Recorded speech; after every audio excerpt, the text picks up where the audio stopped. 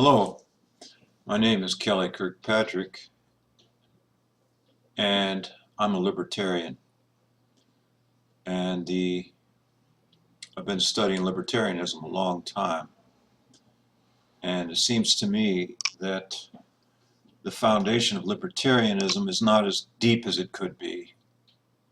It's always on the ethical level, something everyone understands, and it's always on the utilitarian level, something else everyone understands. It both is not right and it both doesn't work.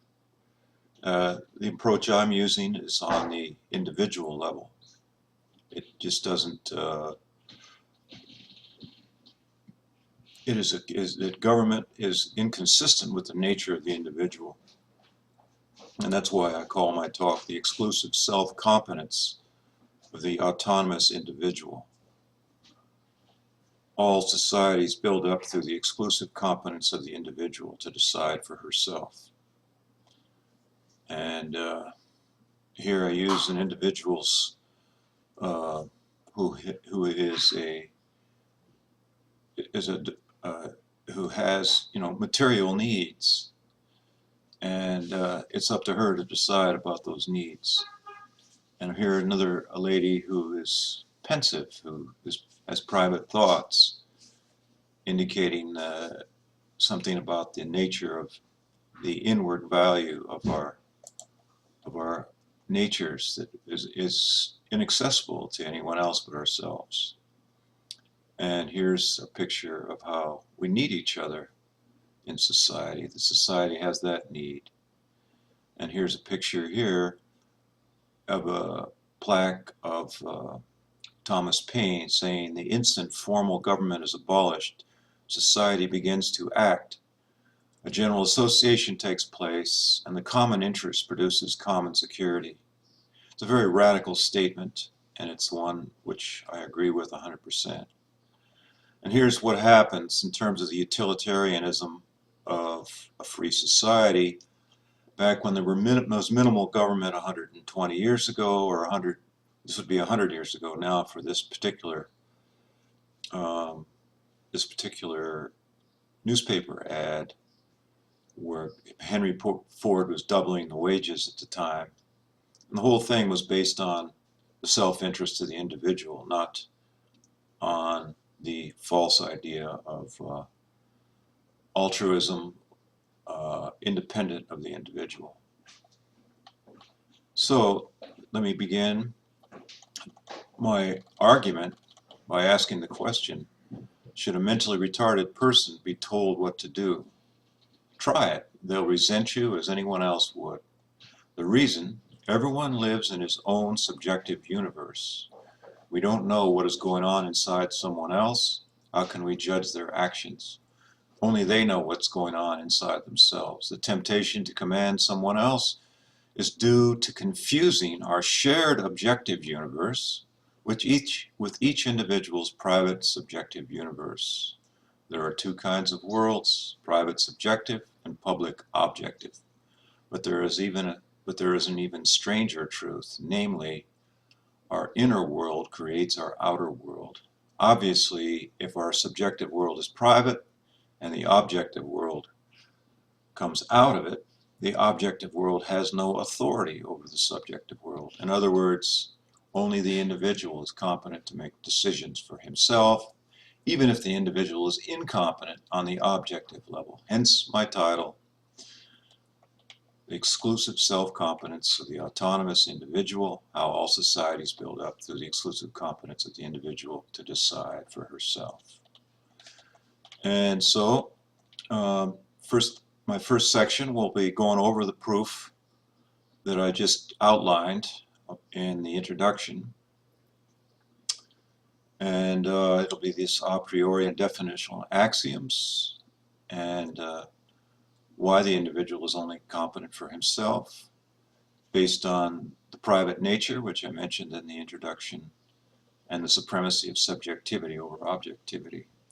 Then the definition of society, which is also an a priori definition. And then the definition of government, which is not quite as a priori. It may be more, just an understanding of how things are, but it's something you can't refute about the way we use the term government. And then the direct logical consequences of these definitions and these axioms for a free society and one with government.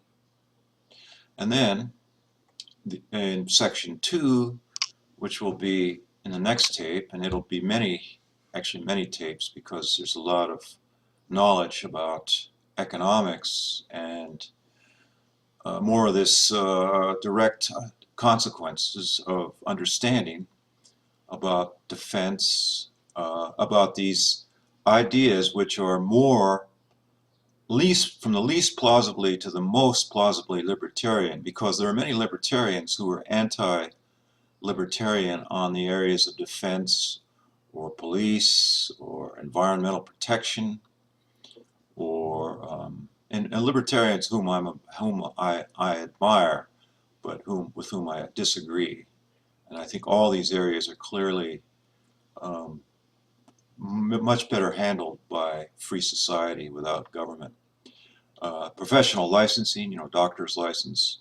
Roads should be private, not public. It would be much, much safer. Education, it's a no-brainer. There are a few people who still believe in education. But Milton Friedman, I believe, was for public education. Monetary policy, Milton Friedman was in favor of monetary policy, even though he had a lot of libertarian qualities. Free to Choose was his 1980 series. The labor policy, very few libertarian economists are in favor of interference with labor policy or protectionist policy. Almost none are in favor of protectionism. And then I'm going to go to my part 3, and this will take a long time to go through these areas here, because there'll be a lot of commentary from different experts. And then I'm going to go through these proofs for anarchy, a priori proof for privacy, that government shouldn't exist, a priori proof using ethics and economics that government shouldn't exist. And this ethics argument is referring to what is really transcended in the argument that I use here, that starting from the private nature of the individual and the supremacy of subjectivity over objectivity. So those 2 proofs will be quick. And then finally, the nature of economic knowledge and the certain results of an unfree society, i.e. one with government. So, and then I'm going to talk about the Austrian School of Economics, or the Misesian methodology of economics, the epistemology, and then how that relates to what I said in the beginning of my a priori argument in the beginning, and these a priori arguments. And then, of course, the coming economic collapse, what's causing it, and what to do with it, based on a priori economics. Okay, so that's good. And then the next thing will be the privacy and supremacy of subjectivity, where I go through the proof that only the individual can competently decide for himself or herself. Thank you.